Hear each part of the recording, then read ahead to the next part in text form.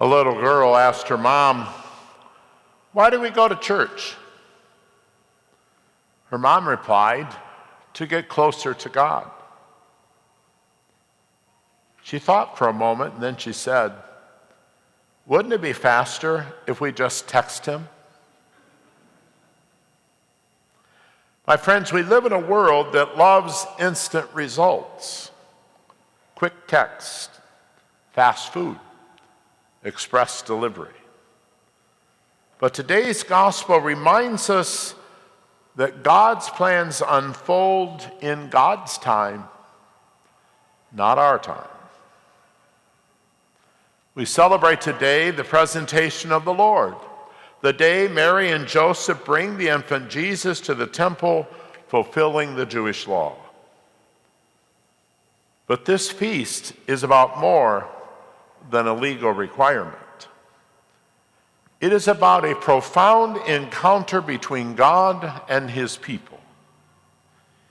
In the temple, Mary and Joseph encounter two elderly people, Simeon and Anna, who had been waiting for this encounter with the Messiah their whole lives.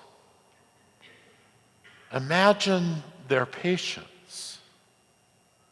Simeon had promised that he wouldn't die before seeing the Christ. Anna had been worshiping in the temple for decades. Yet they waited with faith and hope. Their patience and hope in God's promises are rewarded when they see Jesus, the light of the world. Their story teaches us that God's promises are always kept, and they are kept in God's perfect time.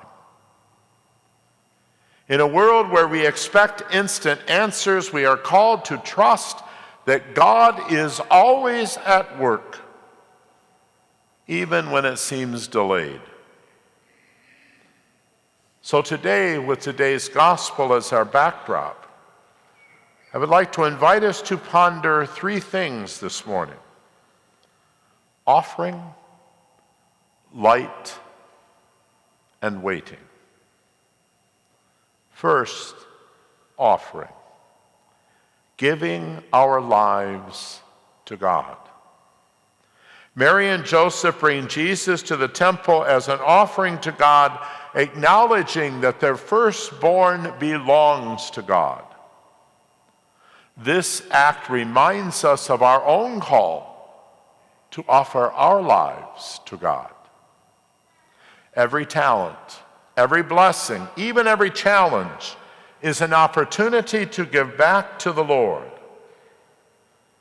Just as Mary and Joseph humbly offer Jesus, we are invited to present our lives at the altar, trusting in God's plan. Secondly, light. That is Christ as the light of the world. Simeon's words echo a beautiful truth. Jesus is the light for revelation to the Gentiles and the glory of Israel. Light is essential. It guides us, gives us clarity, and drives away the darkness. In the same way, Jesus brings clarity to our lives, dispelling the shadows of sin, of doubt, and of fear. So today let us ask ourselves, are we allowing Christ's light to shine in our hearts? Are we carrying his light into the world, especially into places that feel dark and hopeless? Finally, we ponder waiting. That is, trusting in God's promises. Simeon and Anna are models of patience and trust. Simeon waited his entire life to see the Messiah.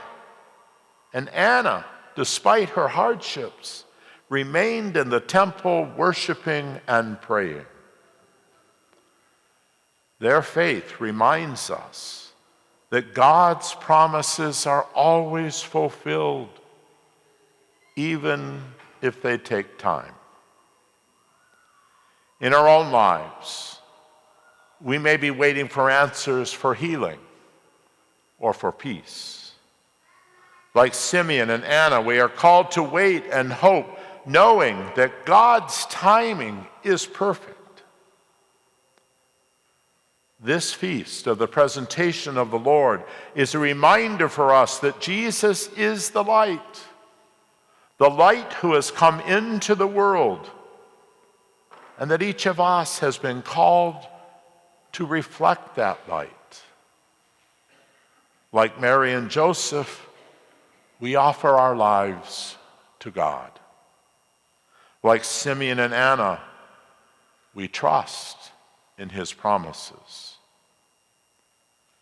So as we continue with our celebration today, let us ask for the grace to live as people of light, people of hope, and people of faith, so that when we encounter Christ, whether in prayer or in the Eucharist or in our neighbor or at the end of life's journey, we too will say like Simeon, "Lord, now let your servant go in peace." Amen.